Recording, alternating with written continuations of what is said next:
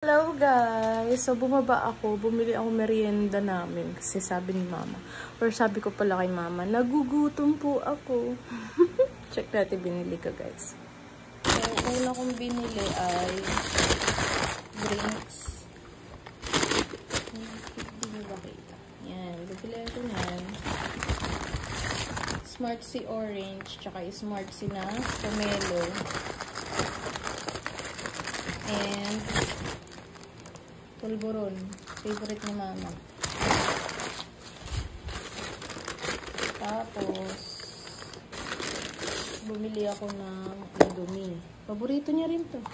Kahit bawal yan. So, at saka, Choco. That's it guys. Happy Lunes. Happy Monday. Have a great day everyone.